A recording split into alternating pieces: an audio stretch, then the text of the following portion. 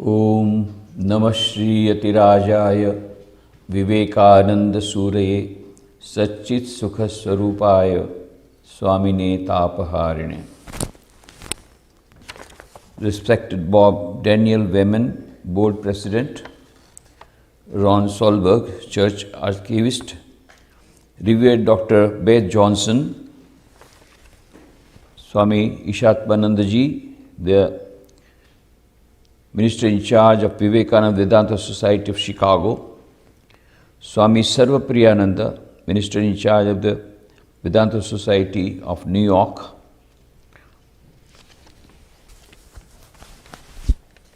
I am thankful to Swami Nikhileshwarananda ji for inviting me for giving this opportunity to be part of this program. And we are all grateful to Revered Dr. Bert Johnson for organizing this program. It's indeed a thrilling experience to be standing on the same place where Swami Vivekananda stood 130 years ago on the same date, 15th October 1893, he spoke from this platform. Just imagine. Just after a few days of the world's parliamentary religions was concluded, 27th September 1893 was the last day. And 15th October, he spoke here in this church. And we are here for celebrating the 130th anniversary of Swami Vivekananda's visit to this church. And this is the table which Swami Vivekananda saw and touched. Just imagine, what a great memory. And we cannot thank enough Revered Dr. Beth Johnson and the President of this church for allowing us on this occasion, allowing us to enter this church, allowing us to be part of this celebration. As I entered, I saw a signboard there. And I was so moved. There it is written, whatever your religious background, whatever you believe or don't believe, whatever you look like, whoever you love, you are welcome here, Unitarian Church of Hinsdale. Wonderful. This is exactly the sentiments, these are the sentiments by which Swami Vivekananda started Ramakrishna Mission 125 years ago in 1897. In his constitution he wrote that anyone who wants to become even lay member, what to talk of a monastic member, should respect all religions. At that time he said that. And since that time, in Ramakrishna Mission, all our branches, we respect all religions.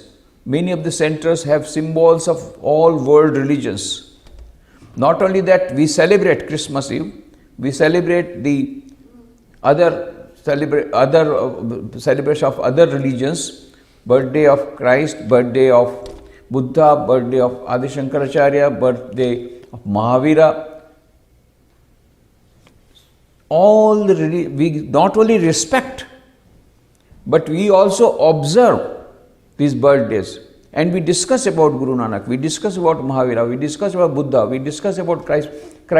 We have Christmas Eve celebration, we have carols there on Christmas Eve. And we have reading from the Bible. So this is what we are not only conducting, organizing interfaith conferences as on today, from the day that parliamentary religions, but we are practicing this interfaith harmony. And that is the need of the hour. Because Samuel P. Huntington, he wrote a beautiful book, The Clash of Civilizations and Remaking of a World Order, in which he said with statistics that most of the wars are being caused, outwardly it seems the nations are fighting. No, it is a clash of civilizations. If you go deep into that, it is the clash of civilizations. And clash of civilizations will only stop when we receive this message of what is given in the Unitarian Church here. when we accept the message of Swami Vivekananda that he delivered on 11th September 1893, and that was all quoted by our revered Beth Johnson, sectarianism, bigotry, horrible descendant fanaticism have long possessed this beautiful earth, drained it often with human blood, destroyed civilizations and sent whole nations to despair. Had it not been for these horrible demons, our human society would have been far more advanced than it is now. But the time is come, and I fervently hope that the bell that tolled this morning in the honor of this convention may be the death knell of all fanaticism, of all persecution with the sword, with the pen, and of all uncharitable feelings between persons wending their way to the same goal.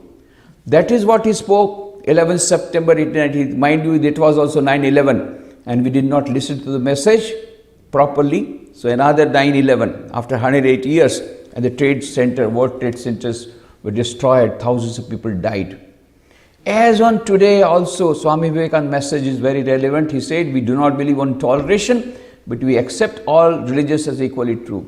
And it is what a refreshing feeling we have when we come to this Unitarian Church and say and feel and know that is the same feelings with which this Unitarian Church is working. So that's a great thing. Let us work together for this great harmony of religions, for the global civilization. If it does not emerge, we will not have global peace.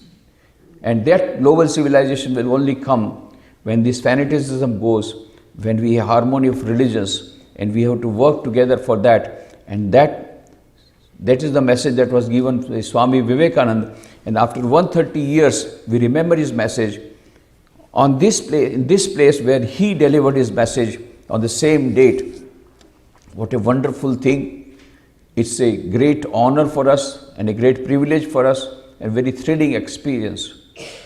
When Swami Vivekananda was traveling over Gujarat, he came to a place called Junagadh, and when he had a small bag, that's all, and the host one day curiously wanted to know what is all in that bag. So he found only one or two, three pairs of clothes, and he got two books. One book was Bhagavad Gita, another book was The Imitation of Christ by Thomas A. Kempis. He thought, here is a Christian missionary coming in the garb of a monk and coming here for converting us. So he got suspicious. Then he asked all the credentials. Then he asked, why are you carrying Christian book? Then Swami Vivekananda said what he had received the message from Sri Ramakrishna, that all religions lead to the same goal. Ultimately the goal is one. Ultimate reality is one. Some people call God, some people call Allah, some people call Ishvara or Rama, Krishna. These are all different names, same reality. So, imitation of Christ, then he said, you just compare what is given in Bhagavad Gita, same thing is given in imitation of Christ. And that person, his name was Chhagalal Pandya, he was so much inspired that he translated, one who was criticizing Swami Vivekananda for reading Imitation of Christ, he translated Imitation of Christ from English to Gujarati, and after every sentence on the footnote, he gave the similar message of Bhagavad Gita, saying that Imitation of Christ and Bhagavad Gita speak in the same way, and they both give the same message. That book is with us, and we are going to publish in Gujarati manuscript with us. So, it's a great thing, the message of harmony of religions. And we, many of our monastery brothers, we read Imitation of Christ by Thomas A. Kempis. Even today, as on today, it is almost a companion. Then Brother Lawrence, the practice of the presence of God, then the way of pilgrim, all these books, Christian books, our monks are reading. And we also read the scriptures, other scriptures. We also read Buddha's message. There is complete we are not only preaching, but we are practicing this harmony. And so that is the need of the hour, and that is why we are very much thankful to Unitarian Church for organizing this event, for allowing us to be part of this event. And as far as the topic is concerned, the Vedanta in India. Vedanta in India is a different thing. Vedanta, there also we have classes on Vedanta, but there what we preach is practical Vedanta. What is practical Vedanta? Swami Vivekananda said this Vedanta can be practiced in laboratories, in industry houses, in business houses, because the divinity is present in every human being. So God is present in church, in the mosque, in the Gurudwara, in the temple, but God is present more importantly in every human being. So serve the God in human being, service of God in man. Shiva Jnana Jiva Seva. That is the message given by Sri Ramakrishna, for which Swami Vivekananda, in order to put that message into practice, he started Ramakrishna Mission. So there in India, we have more of humanitarian services. But mind you, it is not humanitarian service, it is worship of God in man. It is not a social service, it is a part of worship of. So we have many big hospitals, educational institutions, rural and tribal development projects, and we have welfare activities, number of welfare activities. You may, just for your knowledge, last year alone, there are 200 branch centers in India and 65 abroad, out of India. So I am talking about 200 centers in India. Combiningly these 200 centers of India, all the activities that we are doing, last year we collected donation and we used those donation for carrying out service activities to the tune of $830 million. $830 million, that is the amount that is spent by us according to the accounts and the reports that we have received. 1,000 crore, and I think it comes to about 830 million rupees. So $830. So that is the amount of service being done. And there the message is worship of God in man. This is most important. It gives it double, it is both way it is profitable, both way it is useful.